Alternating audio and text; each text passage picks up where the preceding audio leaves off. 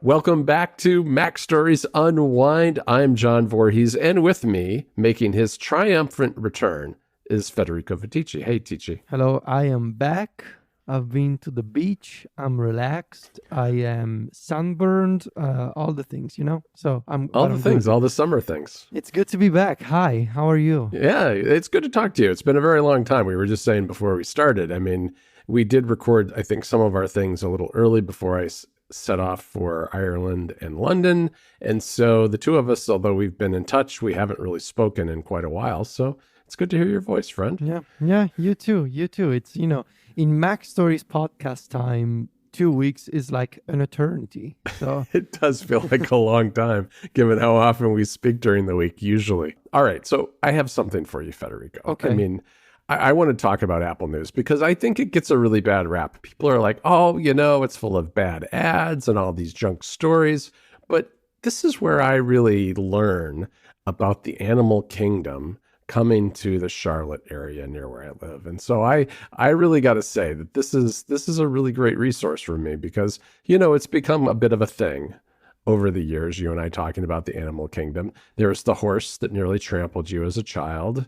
There are the wild boars in the streets of Rome and Viterbo. true. There are, I don't know what else. There was the snake that caused an ISP outage at my old beach house. Yes, Yeah. we had a big snake located in our neighborhood not too long ago, although actually that may not have been on the show. There's a long history of The vultures. There's a lot exactly the vultures. There's a long history to Mac Stories and the animal kingdom. And I feel like I haven't been keeping up my end of the bargain because I mean it's hard to beat snakes in the ISP box, which I think, as you rightly pointed out, was probably a lie from someone who didn't want to do their job. Mm-hmm.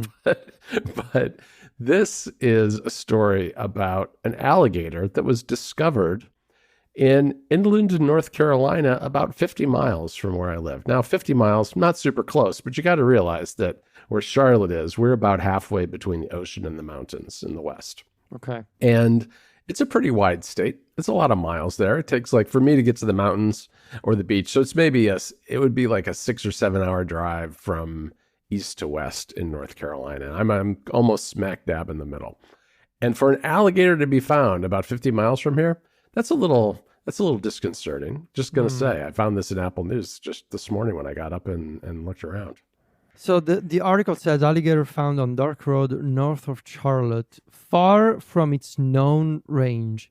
Does this mean that this Yes. alligator walked to this location? Well, it could be a couple of things. One thing is that, people do keep alligators as pets, and sometimes they get to be too large and they boy. throw them into a Oh, lake no. or something. Right. And that does happen. And I have heard of in this article, I think it mentions that there's a nearby lake here. And like 5 years ago, they found a small alligator in the lake and figured out that it was someone's former pet. And it is warm enough here for an alligator to survive in inland North Carolina, I guess, for at least, I guess they can survive. I mean, obviously this alligator was doing okay, at least in the summertime, and they are native to North Carolina, but only to a little corner on the coast in the very southern part of the state. So, most alligators are kind of like South Carolina, the coast of Georgia, and of course all over Florida. But yes, this one was pretty far away from home. I mean, hundreds of miles from the coast. Well, that's stay safe out there in your runs, in your walks, in the great outdoors of North Carolina. You don't want to run into what's the proper self-defense strategy if you find yourself facing an alligator. So I have heard that you hit them in the nose. You punch them in the nose. Oh no. That's if you get, but I don't want to get that close. I'd rather Yeah. just run away. I Yeah. think I'd run away first. I don't think I would you're- fight with an alligator. I think you're faster than an alligator. I hope so. You've been training so. for this. I have. Well, I will leave listeners with one other small anecdote, was that there was a black bear seen about 5 miles from my house too, which less uncommon. They do wander into the Charlotte area now and then, but there are a lot of bears in the mountains, but not so much in this area. But haven't run across a bear. I do think about these things when I go out in the woods by myself and run. I think about bears and giant snakes and not so much alligators. I don't go running by the water that much, but You never know. You never know. I do live by a lake. Well, be safe, John. Before we talk about our picks, I see you have a thing in our notes, which is quite timely because this is also something that I didn't tell you about, something that I tried on vacation. So you want to talk about the popularity of dedicated e-ink devices. What did you have in mind with this? So, I've shared that I have both tried a tablet, a books tablet that is the Ultra, which is a little bit like an iPad replacement, but with e-ink because it has like various variable refresh rate. It's like it's like a proper tablet. Like it's not a Kindle. Yeah, right, exactly. Because it comes with a keyboard, just like you can do with an iPad and so forth. And I've also tried the Books Palma, which I like a lot. I think I like it better than the tablet overall. But I have yet. I've been thinking about writing about both of these things for quite a while, and I haven't really put my finger yet on why they're popular and whether I actually like them or not. I mean, I like the idea of them, I think, more than I like the actual that's the thing. use I think you're hitting the nail on the head, like right there. That's why I wanted to ask you what you thought. Yeah. So I think that's exactly it. Like I think I love the idea of a dedicated e-ink devices as a way to make me a better person. I can be a better person because I read more. But in reality, like it's more aspirational than practical from what I have seen personally. I know that, like, for example, our fellow co-host on MPC, Brandon Bigley, loves his Books Palma. And I know there's plenty of people who love them and use them. For me, so I'll tell you my experience. I have a Books Palma, and I thought, well, I'm going to bring this with me to the beach. So far this year, I have done 2 separate vacations. One in Tuscany, very short one, and a longer one in southern Italy, in Puglia. So in the first vacation, I brought with me the Books Palma. And I thought, well, I'm gonna use Readwise Reader as my Read Later app. The Books Palma runs Android. I'm going to put Reader on the Books Palma, and that will allow me to read in the sun using the e-ink devices while I'm at the beach, and maybe Sylvia's listening to some music or listening to a podcast or an audiobook, and I'm gonna get some reading done. Took the Books Palma with me, and I don't know, it was kind of small, and it didn't have, using the page turn button sets like on the side was not too comfortable for my hands, and it didn't have a cellular connection, so I had to tether to my phone. I don't know. And I kind of didn't like that it was so small. And it was like, but at that point, I might as well just hold my phone, because I'm holding a phone, might as well just keep holding my iPhone instead. So that Books Palma experiment was a failure. So for the second vacation, I thought, well, I'm going to switch things up. I'm going to get, and if it doesn't work out, I'm going to return it. I'm going to try a Books Go Color 7. So this is this is pretty new, isn't it? It's pretty new. It's a pretty cheap Android-based Kindle-like device that has a color e-ink display. Because one of my other annoyances was I'm using Readwise Reader and I'm reading web articles, but like looking at the images, they suck because they're in black and white. Suck, yeah. And so I thought, well, I'm gonna try and fix all my issues. The size, I'm going to get something that is slightly more Kindle-like and maybe more comfortable. And I'm going to get a color display so that those articles with photos and images, they look nicer. Still, however, I brought it with me to the beach and I kind of disliked using it. I've never gone color because I've always seen pictures of them and they're so washed out that it doesn't look like much of an improvement. It was very washed out. It was much, much dimmer than the standard black and white e-ink. And it didn't have a cellular connection either. So this experiment taught me something, which is at the end of the day, I really like using my iPhone. that was like, and it's like, it probably sounds ridiculous and it sounds like the most obvious take, but in my effort to, how can I put it?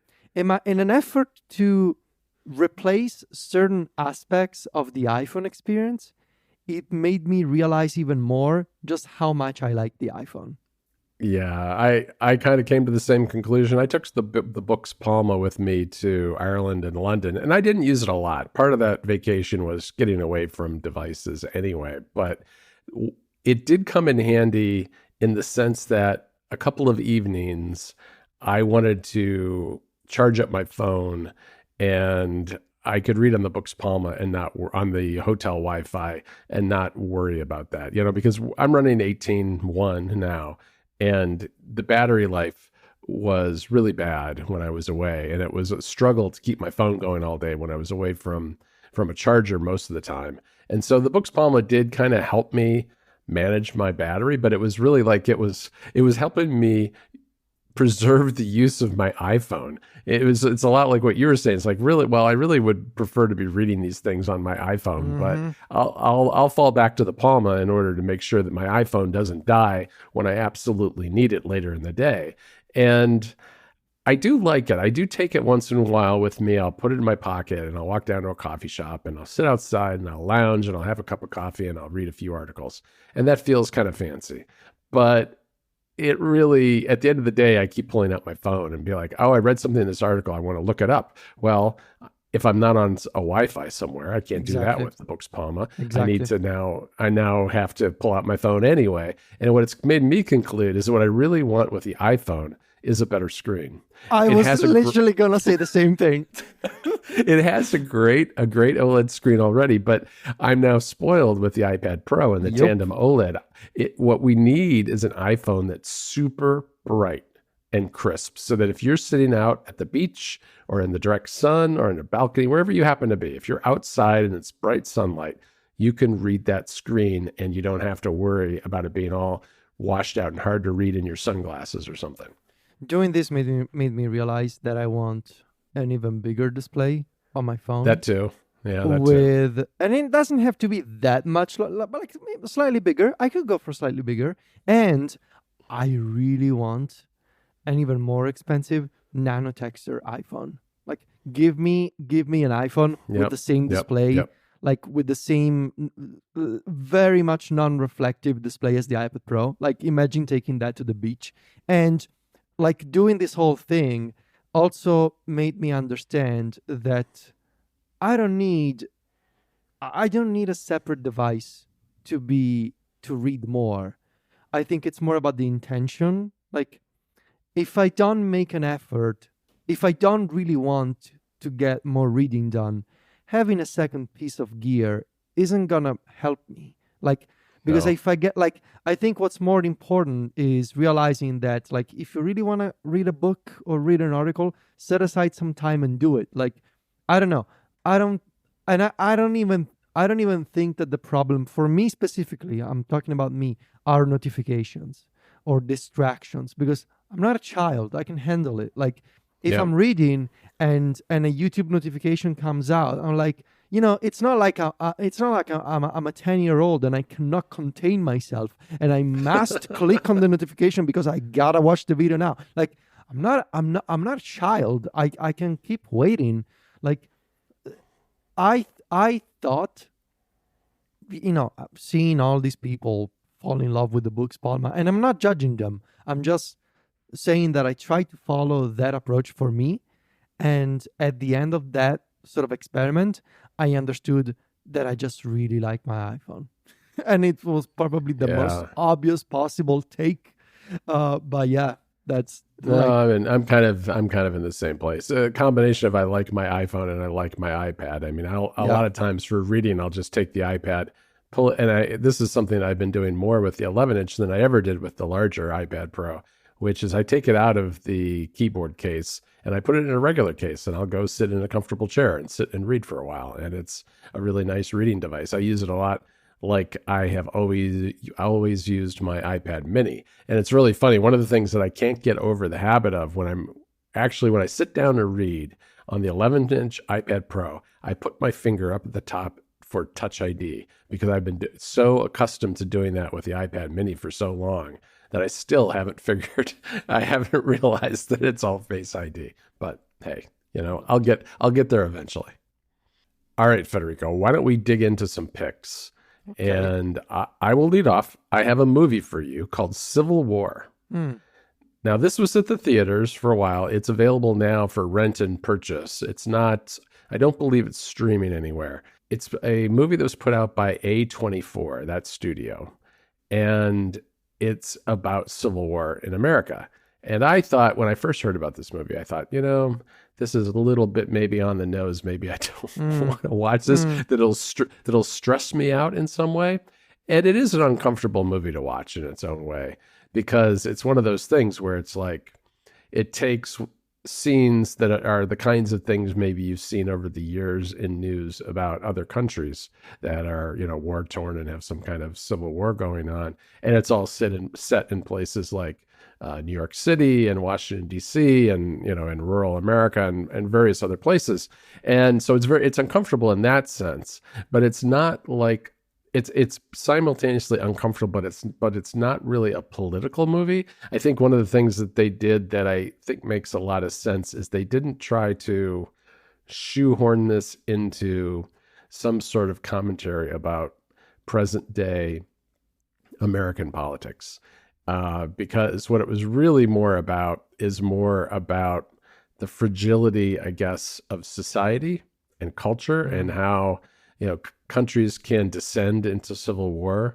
And in this case, you've got these warring factions. You've got California and Texas that have teamed up and are descending on Washington D.C. and are on the verge of defeating Washington.